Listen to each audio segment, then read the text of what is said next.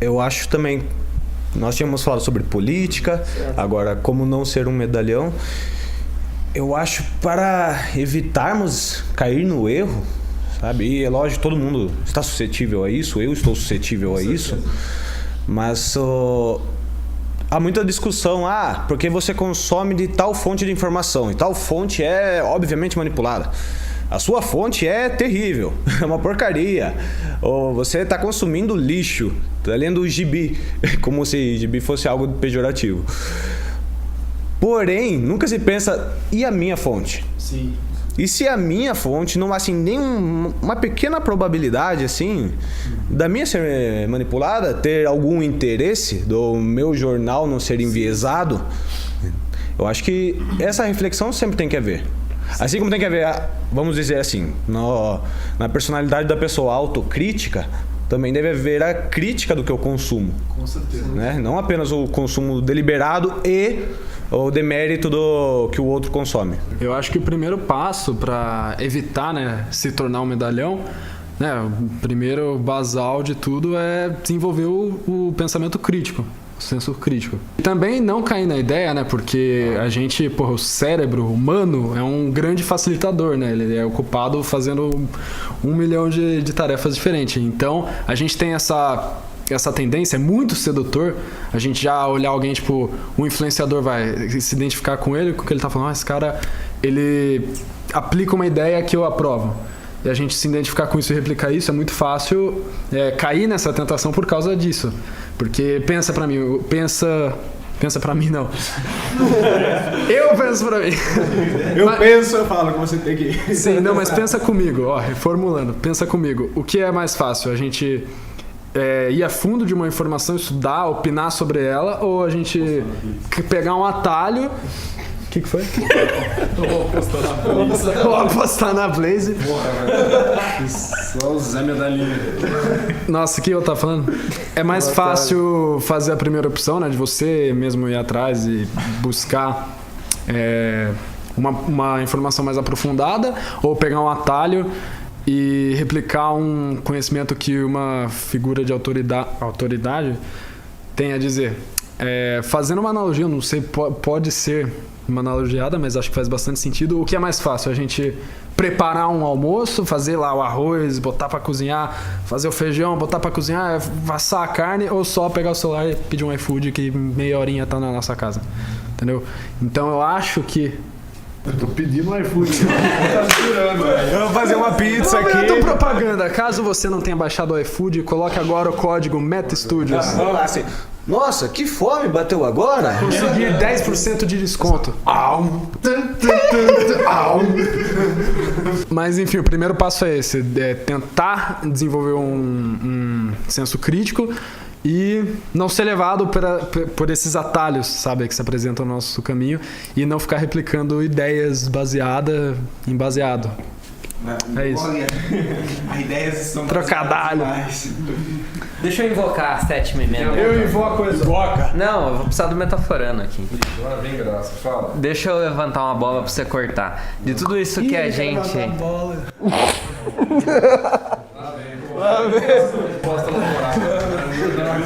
Peraí, deixa eu só, antes da gente aprofundar, eu vou responder essa pergunta, que eu quero só complementar algo que eu disse. Quero fazer só um complemento, mas não esquece a pergunta, por favor. Tá, esquece. Cara, ainda falando sobre como não ser um medalhão, né? Eu acho que é só um ponto que a gente precisa lembrar. Porque assim, pessoal, essa molecada aí tá falando desde o começo o que é medalhão, não sei o quê.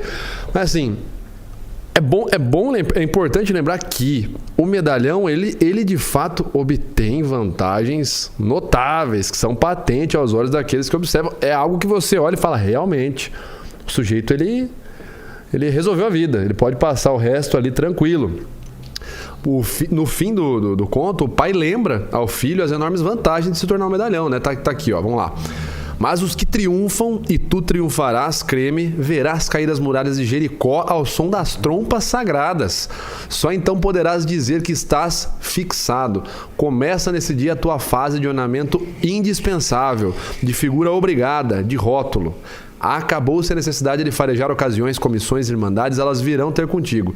Com o seu ar pesadão e crudo substantivos desadjetivados, e tu serás o adjetivo dessas orações opacas, o odorífero das flores, o anilado dos céus, o prestimoso dos cidadãos, o noticioso e suculento dos relatórios. E ser isso é o principal. E essa frase é maravilhosa, porque o adjetivo é a alma do idioma.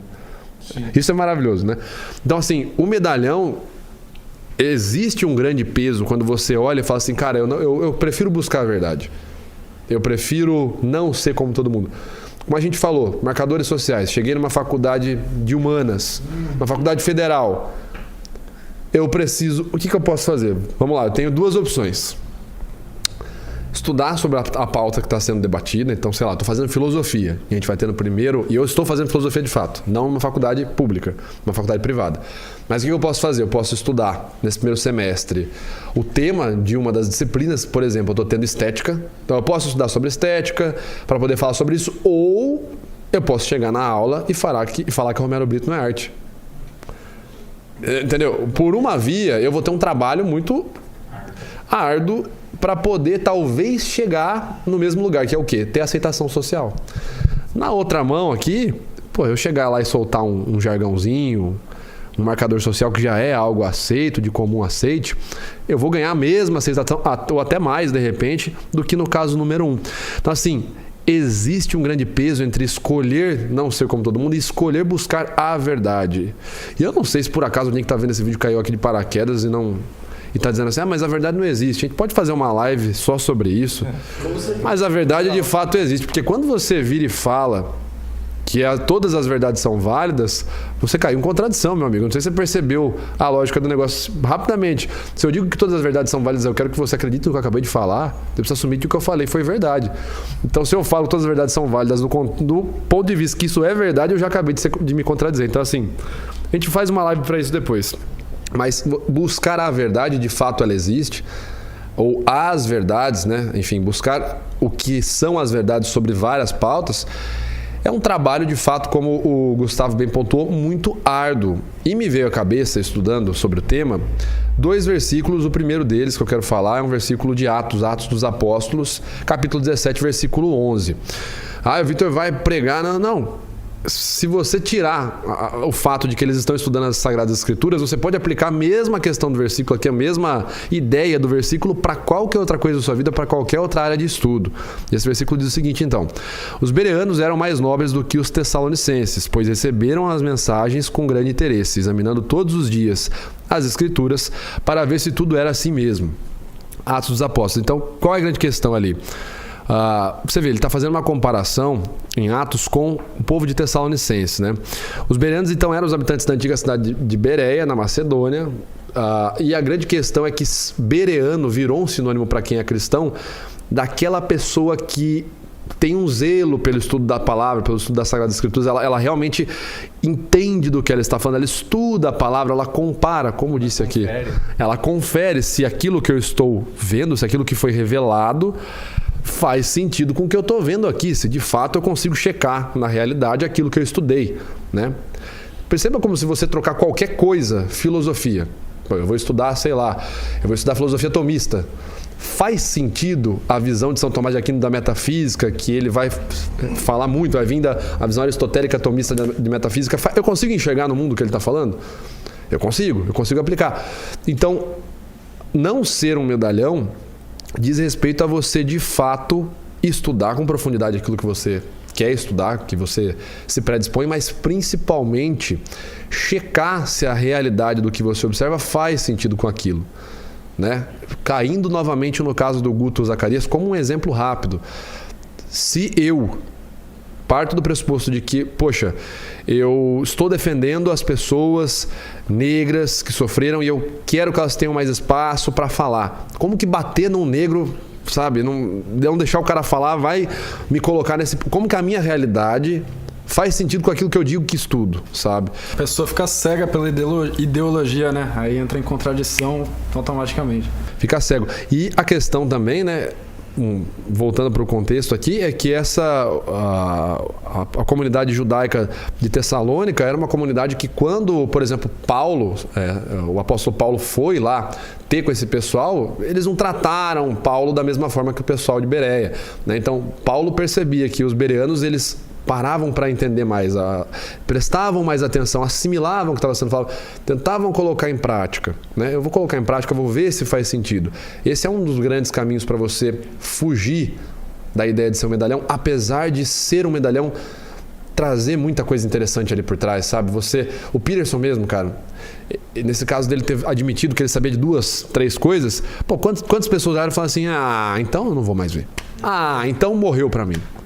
Então assim, ser um medalhão ele traz muita coisa, mas estar de acordo com aquilo que você estuda e aquilo que você vive, além de ser primeiro algo muito satisfatório para a vida, né? A gente precisa lembrar que a gente vai embora rápido daqui, né? Ficar vivendo uma vida de máscara, no fim da vida você não viveu, de fato você não viveu.